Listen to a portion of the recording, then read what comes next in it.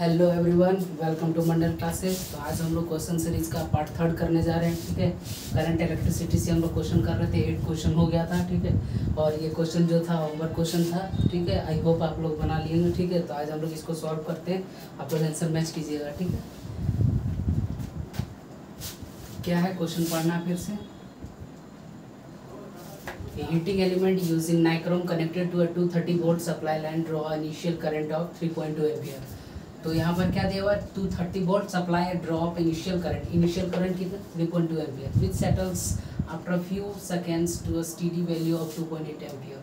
ठीक है, कुछ सेकंड के बाद जो भी 3.2 एम्पियर का करंट जो भी वो प्रोवाइड कर रहा था, 230 वोल्ट का सप्लाई चेन जो भी सोर्स था, ठीक है, वो क्या हो रहा है, कुछ सेकंड के बाद स्टेडी मतलब होता है लगातार।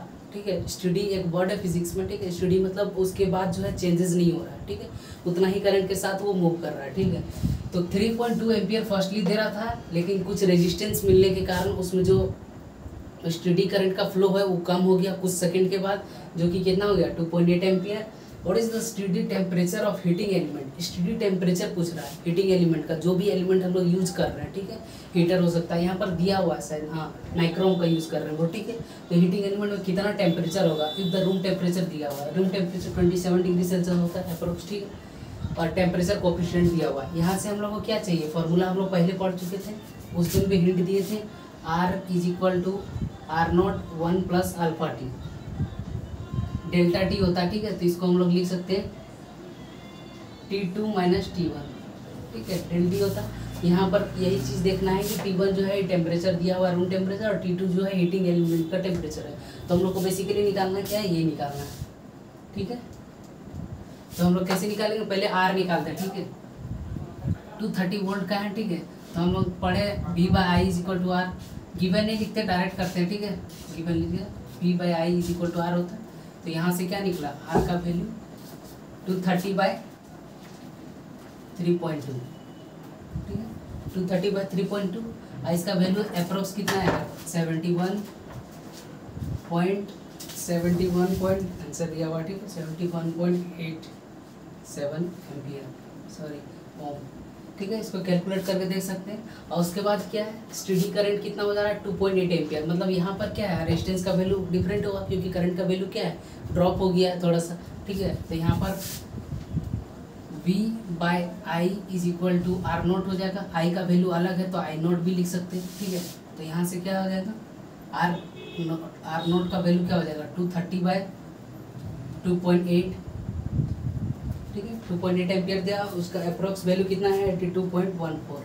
ठीक है, इसको आप कैलकुलेट करके देख सकते हैं। ठीक है, और इसको कैलकुलेशन करने के लिए बहुत सारे ट्रिक होते हैं। ठीक है, जो बेसिक मैथ्स में पढ़ाया जाता है जूनियर क्लासेस में। ठीक है, उसको यूज़ करके बना सकते हैं। ठीक है, तो इसको सॉल्व करने में थोड़ा ज़्यादा टाइम लग जाता है, इसीलिए अभी वीडियोस में हम लोग आंसर लिख रहे हैं। ठीक है, हम लोग अप्रोच सीख रहे हैं। बेसिकली हम लोग सीख क्या रहे हैं कि क्वेश्चन को कैसे अप्रोच हम लोग करेंगे, कैसे उसको डील करेंगे। कैलकुलेशन मेन प्रॉब्लम नहीं है। ठीक है, कैलकुलेशन हम लोग कर सकते हैं, डिविडेंड रूल हम लोग लगा सकते हैं यहाँ पर। ठीक है, लेकिन हम लोग का क्वेश्चन का अप्रोच समझना है कि जो स्टेडी वैल्यू है वो चेंज हो रहा है, तो हम लोग R और R0 का वैल्यू भी चेंज हो रहा है, और उससे हम लोग का रिलेशन निकला है, अल्फा दिया हुआ है, जिससे हम लोग T2 निकाल सकते हैं। तो ये माइंड कैचअप करना चाहिए कि अल्फा दिया हुआ है और अलग अलग R का वैल्यू आ रहा है, तो हम लोग टेम्परेचर निकालने के लिए कौन सा अप्रोच लगाएं, कौन सा फॉर्मूला लगाएं। ठीक है, तो बेसिकली वो समझना है। तो यहाँ पर R0 दिया हुआ है, अल्फा का वैल्यू दिया हुआ है, कितना इतना दिया हुआ, अल्फा निकला हुआ, तो हम लोग यहाँ निकालेंगे। Now R is equal to R0 1 plus alpha T2 minus T1, यही फॉर्मूला है। यहाँ से हमको T2 निकालना है, तो क्या हो जाएगा T2 is equal to R2 minus R1। ठीक है, या फिर इसको तोड़ सकते हैं हम लोग, या फिर यहाँ पर वैल्यू पुट कर देते हैं हम लोग। इसको तोड़ के भी लिख सकते हैं कि T2 का वैल्यू निकालें, उसके बाद इसका वैल्यू पुट कर दें। ठीक है, नहीं तो R रेजिस्टेंस हम लोग कितना है 71.87, R0 का वैल्यू 82.14, 1 प्लस अल्फा का वैल्यू ये रहा। ठीक है, 1.70 इंटू 10⁻⁻14। ठीक है, ये है, यहाँ पर नहीं होगा तो 1 प्लस है। ठीक है, T2 का वैल्यू हमको निकालना है, और T1 का वैल्यू कितना दिया हुआ 27 डिग्री सेल्सियस। ठीक है। यहाँ से हम लोग वैल्यू निकाल सकते हैं 27 डिग्री, यहाँ से T2 का वैल्यू निकालना है तो हम लोग डायरेक्ट लिख देते हैं, ठीक है। इसको थोड़ा कैलकुलेशन करने में लेंदी होगा, ठीक है, तो लेंदी आप कैलकुलेशन करके देख लीजिएगा। तो इसका आंसर अप्रोक्सीमेट कितना है, T2 is equal to 867.5 degree Celsius, इतना आ रहा है T2 का वैल्यू यहाँ से, ठीक है। करना क्या है, इसको मल्टीप्लाई करना, एक बार इससे एक बार इससे, यहाँ से T2 के साथ इसका रिलेशन बनेगा, सबको एक साइड भेज देना है और उसको डिवाइड में भेज देना है, तो इस तरह का फॉर्म में आएगा। इसको तोड़ के भी हम लोग लिख सकते हैं, T2 is equal to R0 minus R by R0 sorry R2 minus R1 by R1, ऐसे भी लिख सकते हैं। R1 R2 भी मानते हैं, ठीक है, R0 कुछ भी मान सकते हैं, तो R अल्फा हो जाएगा प्लस T1, ऐसे करके कुछ फॉर्मूला आएगा इसमें, ठीक है। इसको जब इधर इंटरचेंज करेंगे, ठीक है, तो इसमें भी वैल्यू पुट कर सकते हैं, नहीं तो ऐसे भी सॉल्व कर सकते हैं, ठीक। तो इसका आंसर कितना है 867.5 डिग्री सेल्सियस। तो ये रहा क्वेश्चन। इस तरह का क्वेश्चन जो है अप्रोक्सीमेट 3 मार्क्स का आता है, ठीक है, 3 मार्क्स का आता है, और इसको सॉल्व करना बहुत ज़रूरी है, ठीक है। और स्टेट बोर्ड में ये 5 मार्क्स का भी आ सकता है, ठीक है, स्टेट बोर्ड के लिए, ठीक है। तो इस तरह का क्वेश्चन में अप्रोच लगाना जो बहुत ज़रूरी है, ठीक है। सिर्फ टेम्परेचर डिपेंडेंस पढ़ लेना बड़ा बात नहीं, हम लोग अप्रोच सीख रहे हैं कि टेम्परेचर डिपेंडेंस को कैसे सॉल्व करेंगे, कैसे अलग अलग स्टडी वैल्यू चेंज होने पर जो है रेजिस्टेंस का वैल्यू चेंज होने पर हम लोग को जो है टेम्परेचर के साथ रिलेशन यहाँ पर हम लोग को मिला है इस फॉर्मूला में, ठीक है। इसके बारे में हम लोग वीडियोज़ में पढ़ चुके हैं पिछले वीडियोज़ में कि कैसे ये फार्मूला आया है, ठीक है। तो उसका वीडियोज़ आप देख सकते हैं, रिविजन कर सकते हैं, ठीक है। हम लोग आगे बढ़ते हैं दूसरे क्वेश्चन की तरफ, ठीक है। कुछ क्वेश्चन जो है हम लोग को अब न्यूमेरिकल्स कर चुके हैं, तो कुछ क्वेश्चन जो है डायरेक्टली क्वेश्चन आएगा, ठीक है, उसका आंसर बताना है कि उसका क्या आंसर होगा, उसमें न्यूमेरिकल टाइप्स नहीं रहेगा, ठीक है। तो उसका आंसर हम बता देंगे, ठीक है, आपको लिख लेना है कॉपी में अपने हिसाब से, ठीक है। लैंग्वेज अपना होने से क्या फ़ायदा है कि अब जब पढ़िएगा तो उसको समझ में आएगा, ठीक है। बुक का लैंग्वेज में प्रॉब्लम यही होता है कि जब भी आप पढ़े उसको कन्फ्यूज़न होना निश्चित है। आप कोई भी टॉपिक अगर समझ भी रहे हैं लेकिन अलग अलग बुक को अगर आप यूज़ कर रहे हैं तो उसमें कन्फ्यूज़न होता है, ठीक है। तो अलग अलग बुक नहीं यूज़ करना है, जहाँ से आप जो भी सोर्स है आपको पढ़ने का एक ही सोर्स रखिए। क्वेश्चन प्रैक्टिस करने के लिए अलग अलग सोर्स रख सकते हैं, और जो थ्योरी पोर्शन है वो एक ही जगह से पढ़ना ज़्यादा बेटर है, ठीक है। 9 क्वेश्चन हो गया, तो इसको रख लेते हैं हम लोग। 9 क्वेश्चन तक कंप्लीट हो चुका है, ठीक है। 9 हम लोग 4 5 6 7 8 9 तक कंप्लीट कर चुके हैं। अब हम लोग 10th का क्वेश्चन नंबर 10 देखते हैं क्या है। Question number 10, what is the charge on a wire, what is the charge on a wire when a current flows through the wire।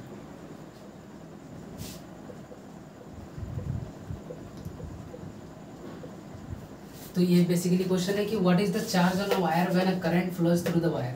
तो जब एक चार्ज, कोई भी एक वायर है उसमें अगर चार्ज फ्लो कर रहा है तो उसमें किस टाइप का चार्ज होगा, उस कंडक्टर में कैसा चार्ज होगा। नेट चार्ज का बात करते हैं ना हम लोग, हम लोग बोल सकते हैं सॉरी कि किसी में नेगेटिव चार्ज जा रहा है कि पॉजिटिव चार्ज जा रहा है कि न्यूट्रल है।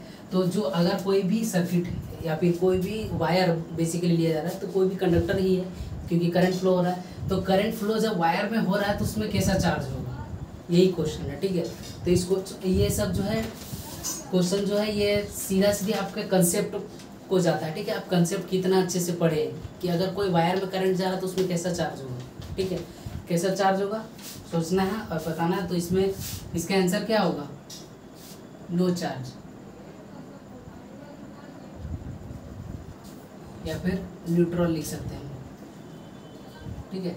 तो चार्ज क्या होगा, कोई भी चार्ज नहीं होगा, क्यों, क्योंकि उसमें positive charge negative charge equal है, फ्लो इलेक्ट्रॉन का हो रहा है, ठीक है। अगर कोई भी वायर है, ठीक है, ये रहा कोई भी वायर है, ठीक है, इसमें रैंडम मोशन हो रहा है, ठीक है, या फिर रैंडम मोशन है या फिर करंट जा रहा है तो बेसिकली डोमेन उसका सीधा रहेगा, ठीक है।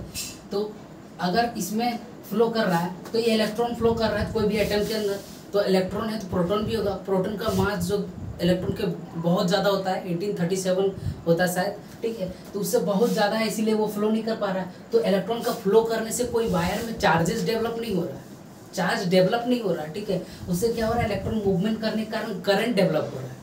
तो कोई पूछ दे कि कोई अगर कोई भी वायर में है किसी भी क्वेश्चन में, या फिर कोई पूछ दे कोई वायर में अगर करंट फ्लो हो रहा है तो उसमें चार्ज का नेचर कैसा होगा, तो उसमें चार्ज का नेचर नहीं होता, वो न्यूट्रल होता है, ठीक है, उसमें कोई चार्जेस नहीं होता। अगर सपोज कीजिए अगर नेगेटिव चार्ज होता तो पॉजिटिव चार्ज को अट्रैक्ट करता, लेकिन ऐसा कहीं नहीं देखा गया, ठीक है, तो इसीलिए इसका आंसर क्या होगा, नो चार्ज। तो इसको आप लिख सकते हैं अपना लैंग्वेज में, ठीक है, कि when a current flows through the wire there is no charge, बोल सकते हैं no net charge on a wire, ठीक है, no net charge on a wire। दूसरा क्वेश्चन क्या है, a metal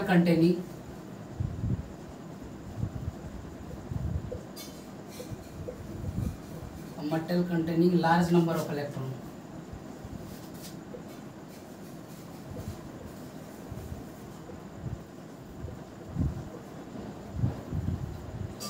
and they are in motion। Question को एक बार, दो बार, तीन बार पढ़ना है, ठीक है, उसके बाद कंसेप्चुअल क्वेश्चन जो रहता है उसको क्वेश्चन पढ़ने से ही दिमाग में आंसर आना चाहिए, ठीक है। Then why is no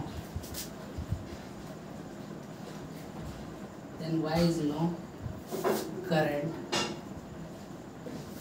in a piece of wire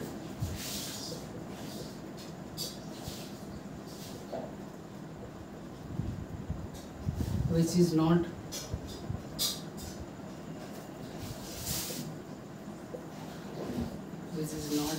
connected to cell। Cell के जगह यहाँ सोर्स भी हो सकता है, ठीक है, सेल जो एक सोर्स ही है। तो आगे हम लोग यहाँ देखते हैं, ठीक है, कि क्वेश्चन क्या है, metal containing large number of electron, सही बात है, एक मेटल के पास बहुत ज़्यादा इलेक्ट्रॉन होता है, ठीक है, हालांकि लार्ज नंबर बोल सकते हैं सब फ्री इलेक्ट्रॉन्स भी बहुत ज़्यादा मात्रा में, लेकिन इलेक्ट्रॉन तो बहुत ज़्यादा होता है, ठीक है, and they are in motion. तो वही चीज़ है, फ्री इलेक्ट्रॉन्स जो है बहुत सारा होता है, किसके पास, इस मेटल के पास जो है फ्री इलेक्ट्रॉन बहुत ज़्यादा मात्रा में होता है, ठीक है, ये मेटल का बात कर रहे हो, ठीक है, तो मेटल के पास बहुत ज़्यादा होता है, और सब इलेक्ट्रॉन क्या है जो भी है मोशन में, ठीक है, फ्री इलेक्ट्रॉन जिसको हम लोग बोलते हैं, ठीक है, बाउंड नहीं होता, वो किसी के साथ जुड़ा हुआ नहीं होता, ठीक है। Then why is no current in a piece of wire which is not connected to cell. अगर कोई भी वायर है, ठीक है, सपोज ये वायर है, इसके पास बहुत सारा इलेक्ट्रॉन है, ठीक है, और इसका मूवमेंट भी है, ठीक है, सबके पास मूवमेंट भी है, फ्री इलेक्ट्रॉन्स है। तो बोल रहा है अगर इसको हम कोई सेल के साथ कनेक्ट नहीं करते, जब तक नहीं करते हैं, ठीक है, कोई भी सेल के साथ कनेक्ट नहीं करते, तो इतना नंबर ऑफ फ्री इलेक्ट्रॉन्स है तो उसमें चार्ज क्यों नहीं होता है, या फिर बोल सकते हैं then why is no current क्यों नहीं होता है, सॉरी चार्ज तो होते ही है, ठीक, करंट क्यों नहीं होता है। मतलब कहने का है कि एक वायर में large number of electrons, free electrons है, ठीक है, वो मूव भी कर रहा है, फ्री इलेक्ट्रॉन्स मीन्स मूव कर रहा है, ठीक है, तो मूव करने के बाद भी हम लोग को उसमें जो है करंट क्यों नहीं लगता है, जब तक कि हम लोग एक्सटर्नल सोर्स नहीं देते हैं, सेल नहीं लगाते हैं। क्वेश्चन का यही क्वेश्चन है, ठीक है, तो इसका आंसर क्या होगा, इसका आंसर क्या है, इसका आंसर है ड्यू टू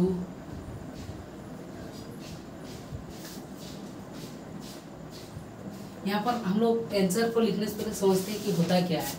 इसका सपोज कीजिए ये है डायग्राम, ठीक है, और इसका डायरेक्शन ऐसे ऐसे है, ठीक है, ये इससे टकरा रहा है, इससे टकरा रहा है, इससे टकरा रहा है, ठीक है, ये क्या है हम लोग पढ़े थे, अनयूनिवन जो है उसका डायरेक्शन होता है, किधर भी टकराता है, ठीक है, कोलिजन होते रहता है, ठीक है, तो इसके पास स्पेसिफिक डायरेक्शन नहीं है, कहने का मतलब यही है।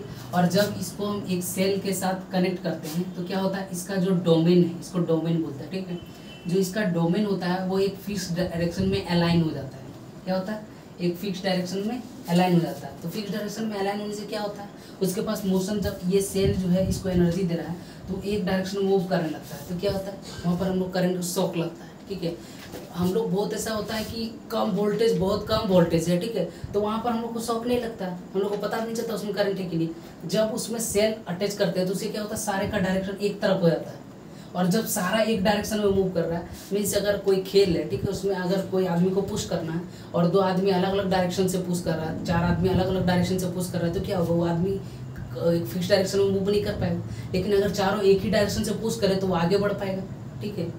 बेसिकली हो सकता है कि वो गिर जाए, लेकिन खेल के माध्यम से समझना हम लोग को कि अगर उसको पुश कर रहे हैं, ठीक है, एक ही डायरेक्शन में, अगर एक ही डायरेक्शन में इसको पुश कर रहे हैं सब कोई, तो क्या होगा, ये आगे बढ़ेगा, उसी तरह ये आगे बढ़ने लगता है, जिसके कारण क्या होता है उस वायर में क्या होता है, करंट इंड्यूस होता है, करंट होता है, ठीक है। और जब इसको हम छूते हैं तो करंट लगता है, इसको छूते तो करंट नहीं लगता है, ठीक है। तो यहाँ क्या हुआ, due to uneven direction of free electron,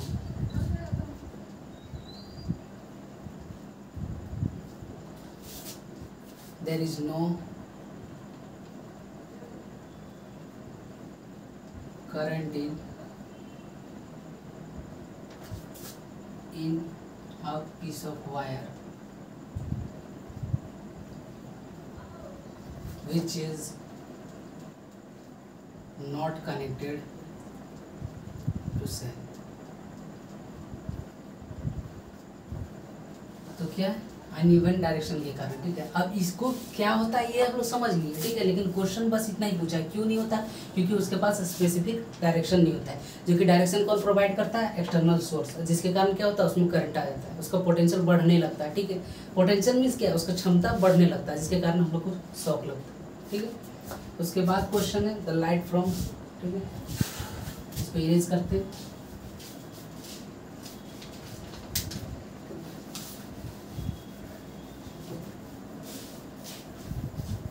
ये सब क्वेश्चन बहुत इंपॉर्टेंट है, ठीक है। अगर आप इस क्वेश्चन को सोच पा रहे हैं तो इसका मतलब आपका जो है जो थ्योरी पोर्शन है वो बहुत स्ट्रॉन्ग है, आप अच्छी चीज़ों को समझ पा रहे हैं, ठीक है।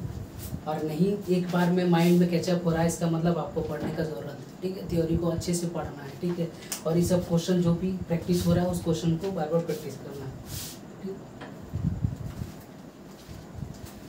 Question number 12, the light from a bathroom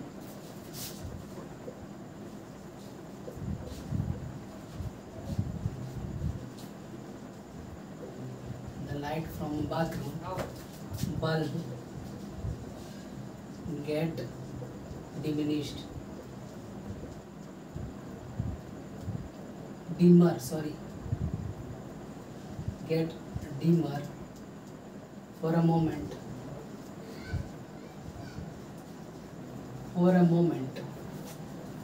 when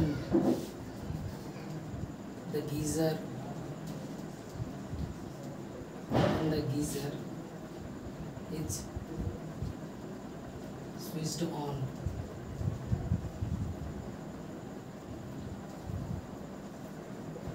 Why? I hope कि आपको जो है क्वेश्चन एक बार में समझ में आ गया होगा कि एक बाथरूम में जो बल्ब होता है वो डिम हो जाता है, मतलब उसका लाइट जो है कुछ सेकंड के लिए, जो ये लाइट है कुछ सेकंड के लिए, फ्यू सेकंड के लिए क्या होता है, डिम हो जाता है, मतलब कम हो जाता है। इसको आप देख भी सकते हैं, ठीक है, प्रैक्टिकली करके। तो कुछ समय के लिए क्या होता है, ये डिम हो जाता है जब हम लोग गीज़र ऑन करते हैं। गीज़र बेसिकली एक इलेक्ट्रिकल डिवाइस है जो वाटर को वार्म करता है, ठीक है, हॉट करता है वाटर को, ठीक है।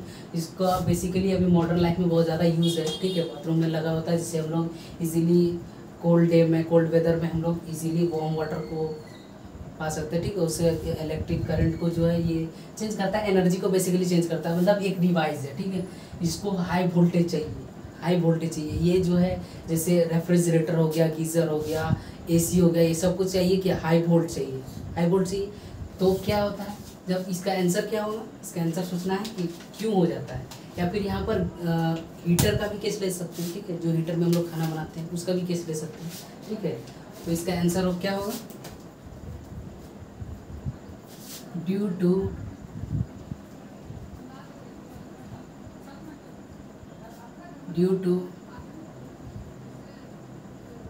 sudden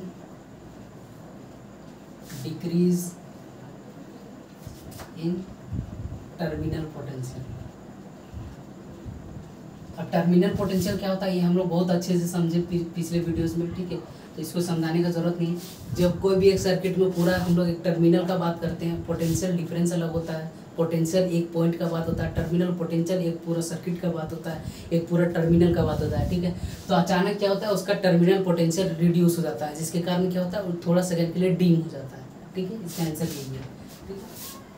पोटेंशियल का केस नहीं लेंगे, क्योंकि पोटेंशियल में हम लोग पढ़ चुके हैं कि डायरेक्टली प्रोपोर्शनल होता है करंट से, ठीक है, सीरीज या पैरेलल के केस में। तो यहाँ पर टर्मिनल पोटेंशियल का केस आया है, ठीक है। तो टर्मिनल पोटेंशियल क्या होता है, सडनली थोड़ा सा घट जाता है, जिसके कारण क्या होता है, डीम हो जाता है, ठीक है, लाइट। और इसके आगे क्या क्वेश्चन है, what is the effect of copper wire resistivity if we change the dimension of wire, ठीक है। तो क्या होगा, इसके आंसर में क्वेश्चन भी लिख देते हैं, what is the effect of what is the effect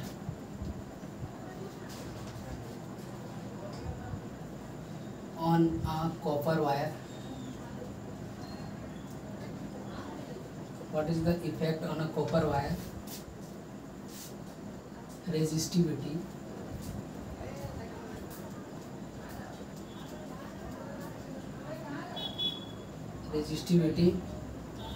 if we change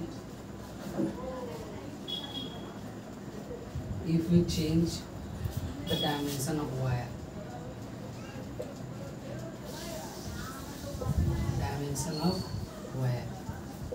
तो इसका आंसर होपफुली कि आप लोग तुरंत सोच पा रहे होंगे, ठीक है, कि अगर कॉपर वायर का डायमेंशन मतलब क्या होता है, छोटा सा वर्ड डायमेंशन लेंथ ब्रेड्थ हो गया, ठीक है, उसका मतलब लेंथ और एरिया जो है चेंजेस हम लोग जो करते हैं, जो बेसिकली क्वेश्चन नहीं आता कि एरिया को हाफ कर दे, लेंथ को डबल कर दे, पीछे जो हम लोग क्वेश्चन किए, तो उसमें पूछ रहा है कि रेजिस्टिविटी जो होता है, रेजिस्टिविटी हम लोग पढ़ चुके हैं, रेजिस्टिविटी का कंसेप्ट रॉ से आया था, ठीक है, स्पेसिफिक रेजिस्टेंस से, ठीक है।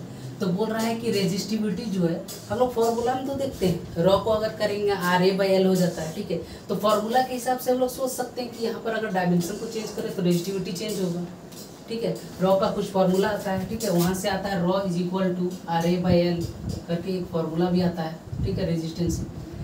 लेकिन इसका आंसर क्या होगा, नो। क्यों नो होगा, नो, आंसर क्या है, नो। क्यों नो है, क्योंकि रेजिस्टिविटी क्या है, रेजिस्टिविटी पहले समझना है। रेजिस्टिविटी हम लोग पिछले चैप्टर में इसी चैप्टर में प्रीवियस वीडियोस में पढ़ चुके हैं कि रेजिस्टिविटी क्या होता है, नेचर होता है, कोई भी मटेरियल का नेचर होता है, ठीक है, नेचर ऑफ मटेरियल, क्या मटेरियल का नेचर है, मीन्स हम लोग उसमें एग्जाम्पल भी लिए थे डेंसिटीज़ का, जैसे डेंसिटी हम लोग बोलेंगे कॉपर वायर का, ठीक है, तो उसमें लेंथ ब्रेड्थ का डायमेंशन पर इफेक्ट पड़ता है, डेंसिटी में नहीं पड़ता है। क्यों, क्योंकि पूरा कॉपर वायर कहीं का भी कॉपर वायर लिया है, अगर कॉपर प्योरली कॉपर है, मीन्स उसमें अगर मिलावट नहीं है, मिक्सचर नहीं है, तो क्या होगा, नेचर ऑफ मटेरियल कभी चेंज नहीं होगा, ठीक है। उससे क्या पता चल रहा है कि जो इफेक्ट है कॉपर वायर का रेजिस्टिविटी में वो 0 के बराबर होता ही नहीं है, ठीक है। डायमेंशन चेंज करने से क्या होता है, डायमेंशन चेंज होने से क्या होता है, रेजिस्टिविटी में नो इफेक्ट, रेजिस्टिविटी में नो इफेक्ट, ठीक है। तो रेजिस्टिविटी क्या है, नेचर है, ठीक है, और नेचर जो है किसी का नहीं बदलता, ठीक। एक वैसे कहावत भी है कि आदमी का नेचर कभी नहीं बदलता, उसी तरह जो है इसका मटेरियल का भी नेचर नहीं बदलता, ठीक है, लेंथ बदलने से, ठीक है। उसको एक्सटर्नल कुछ करेंगे, हीट करें या फिर कुछ केमिकल इफेक्ट है, फिजिकल कुछ भी करे तब चेंज हो सकता है, लेकिन डायमेंशन चेंज करने से उसका नेचर नहीं बदलता। और रेजिस्टिविटी क्या होता है, नेचर ऑफ मटेरियल होता है, ठीक है। इसका किस बातें पर डिपेंड करता है, ये सब भी हम लोग कर चुके हैं, ठीक है। रेजिस्टिविटी नेचर ऑफ मटेरियल जो है किस बात पर डिपेंड करता है, ठीक। उसके बाद क्या क्वेश्चन है, इसके बाद है वेरिएशन के बारे में हम लोग क्वेश्चन है, ठीक है। ये क्वेश्चन जो 40 नंबर है ये इम्पोर्टेंट है, ठीक है, ये कॉम्पिटिटिव सेक्शन के लिए भी इम्पोर्टेंट है और बोर्ड के लिए भी इम्पोर्टेंट है, ठीक है। बेसिकली एक ग्राफ से क्वेश्चन है, इसमें हम लोग जो टेम्परेचर डिपेंडेंस के बारे में पढ़े हैं वो यूज़ होगा, ठीक है। टेम्परेचर का इफेक्ट हम लोग अलग अलग मटेरियल पर पढ़े थे, कंडक्टर पर क्या होता है, सेमीकंडक्टर पर क्या होता है, इंसुलेटर पर क्या होता है, एलॉज पर क्या होता है, सबके बारे में हम लोग पढ़ चुके हैं, ठीक। अगर आप वीडियोस को प्रॉपरली फॉलो कर रहे हैं तो ये सब क्वेश्चन बनना चाहिए, ठीक है। Question number 14, the variation of current, the variation of current with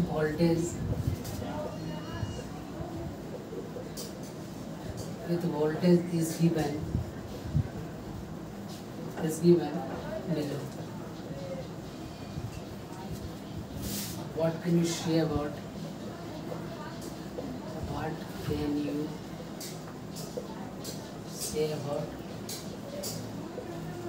can you say about the temperature?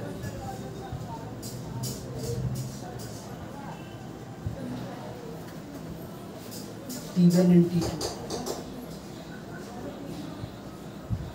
If the substance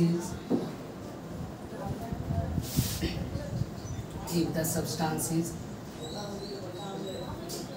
firstly silicon, secondly copper.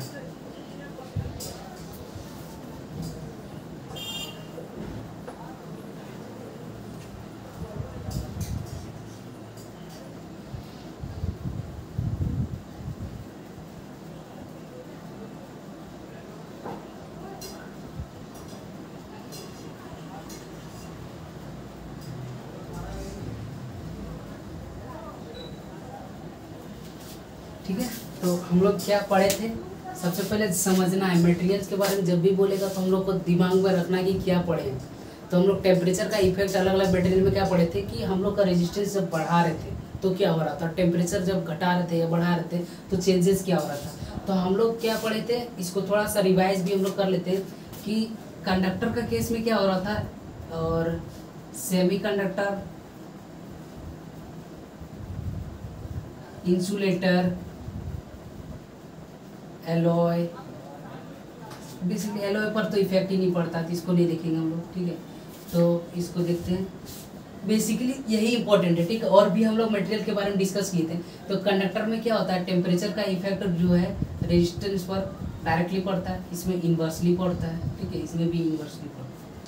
ठीक है, इस चीज़ को दिमाग में रखना है। हम लोग पढ़े थे सब में इन्वर्सली पड़ता है, बस करंट में कंडक्टर में क्या है, डायरेक्टली पड़ता है। हाँ, सबका आंसर जो रीजन जो है अलग अलग है। हम लोग रीजन के बारे में भी डिस्कस कर चुके हैं, लेकिन अभी हम लोग को बस क्वेश्चन सॉल्व करना है, इसलिए हम लोग थोड़ा सा थ्योरी पोर्शन हो गया। ठीक है, तो पूरा वेरिएशन करंट और वोल्टेज का वेरिएशन दिया हुआ है। तो क्या हम लोग बोल सकते हैं T1 और T2 के बारे में।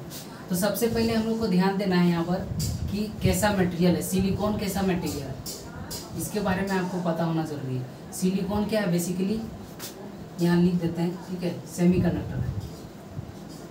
क्या है, सेमीकंडक्टर। सेमीकंडक्टर तब क्या होगा, तो सेमीकंडक्टर में क्या इन्वर्सली प्रोपोर्शनल। इन्वर्सली प्रोपोर्शनल मतलब इसका जो वैल्यू आएगा, आई और वी का वैल्यू क्या आएगा, हम लोग इसके बारे में पढ़ चुके कि आई और वी का ग्राफ रहेगा तो उससे रेजिस्टेंस पता चलता है हम लोग। ठीक है, आई और वी का।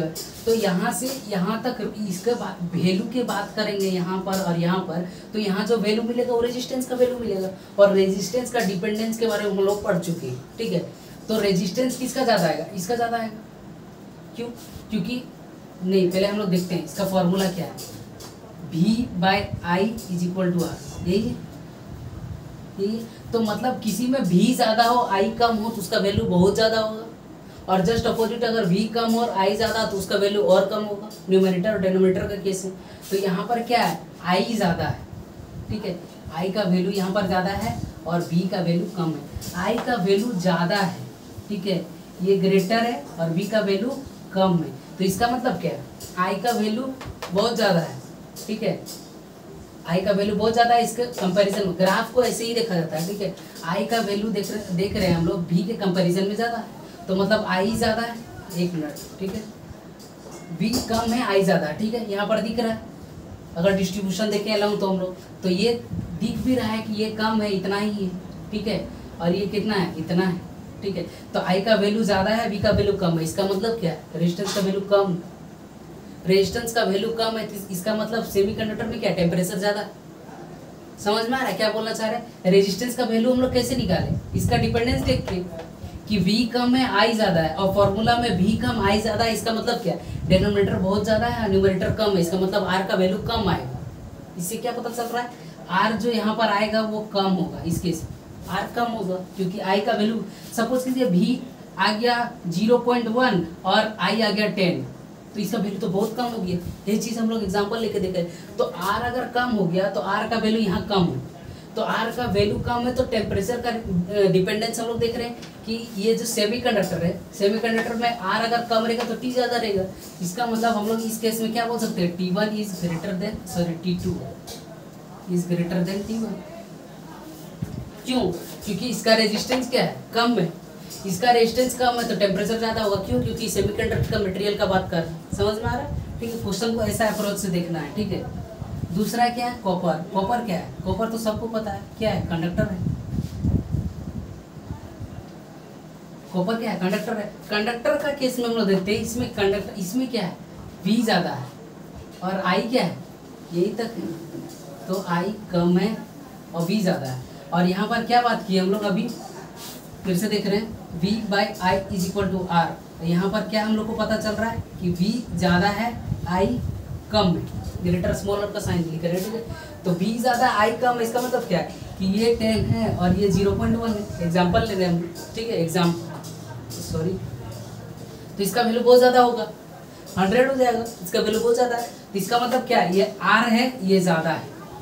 अब हम लोग कंडक्टर का केस देखते हैं। कंडक्टर का केस में हम लोग डिपेंडेंस को याद रखना, डिपेंडेंस बहुत इंपॉर्टेंट है। ठीक है, और डिपेंडेंस क्या है, R ज़्यादा होगा तो T ज़्यादा होगा, R ज़्यादा होगा तो T ज़्यादा होगा। तो इस केस में क्या है, R ज़्यादा है। इस केस में किसका R ज़्यादा है, इसका R ज़्यादा है कि इसका R ज़्यादा है, इसका R कम है, इसका R ज़्यादा है इस केस में। और उस केस में क्या था, इस केस में R कम हो जा रहा था। हम लोग यहाँ से देख रहे हैं, यहाँ पर अगर ये केस में R कम है, सिर्फ पहला वाला केस के लिए R कम है। ठीक है, तो ये R ज़्यादा होगा पहला केस के लिए।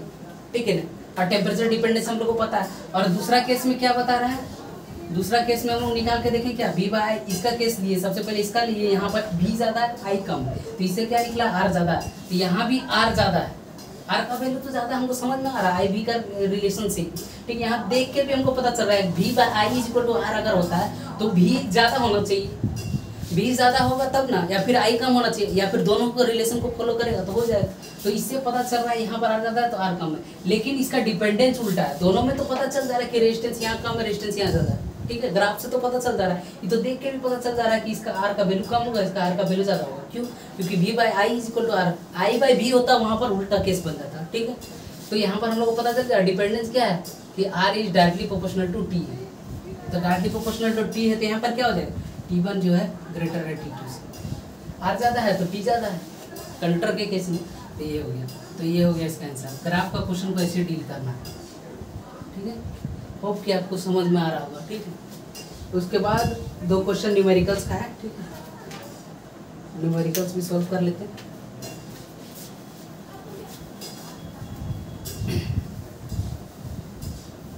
अभी खत्म नहीं हुआ इस चैप्टर। ठीक है, और भी क्वेश्चन हम लोग को अभी 1-2 वीडियोस में और भी प्रैक्टिस करना है। ठीक है,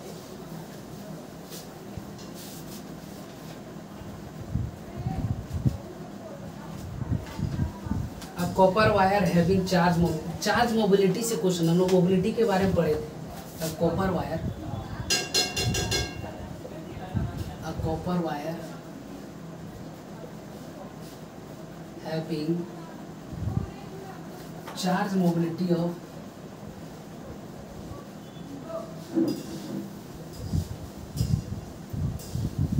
6 × 10⁻⁻²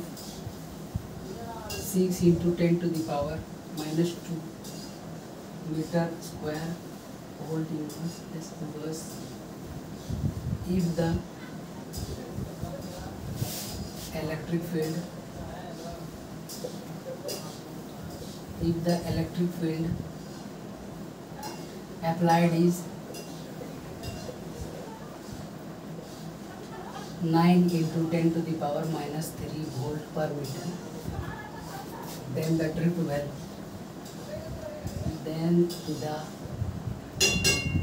drift speed would be।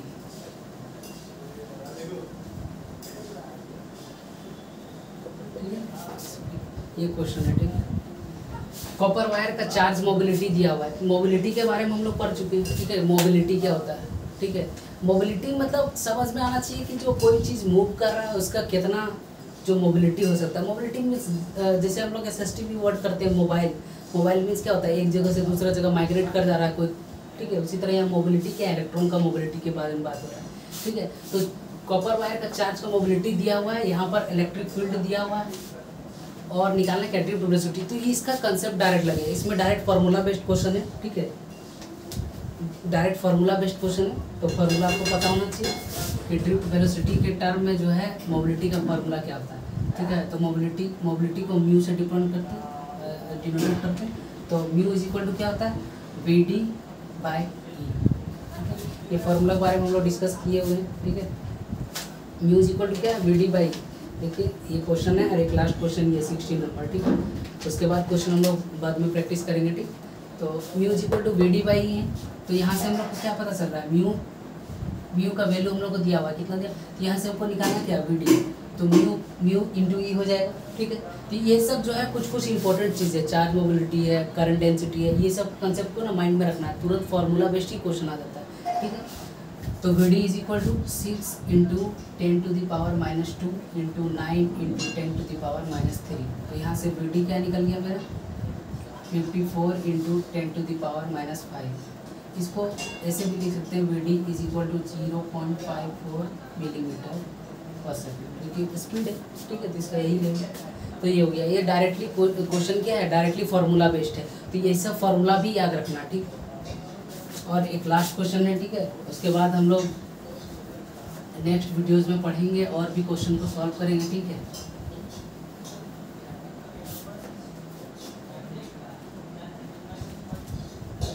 उसके बाद क्वेश्चन क्या है, conducting wire having current of 18 ampere and area of the resistance, ठीक है। ये होमवर्क क्वेश्चन रहेगा, इजी क्वेश्चन है।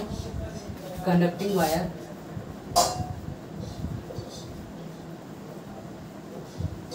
conducting wire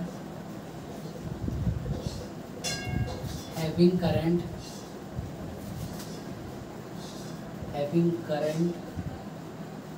of 18 ampere and area of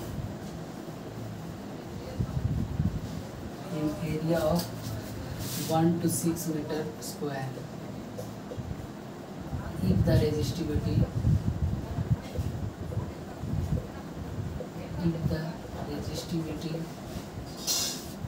of conducting wire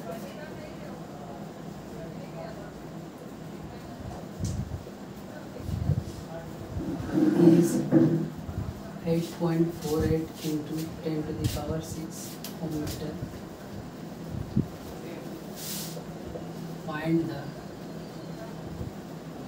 electric field applied on it.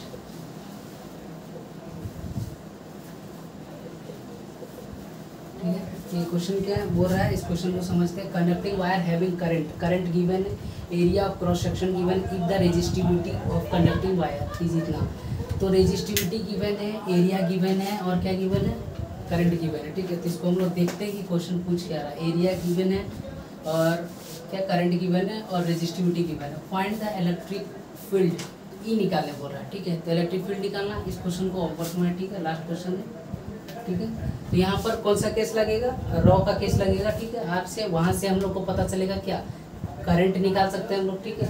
और उसके बाद हम लोग देखेंगे कि रेजिस्टिविटी भी गिवन है और करंट भी गिवन है और एरिया भी गिवन है। इससे क्या निकालना है, इलेक्ट्रिक फील्ड निकालना है, ठीक है। तो ये क्वेश्चन होमवर्क के लिए है, ठीक है। तो आज के लिए इतना ही, अगले वीडियोज़ में हम लोग और भी क्वेश्चन का प्रैक्टिस करेंगे, ठीक है।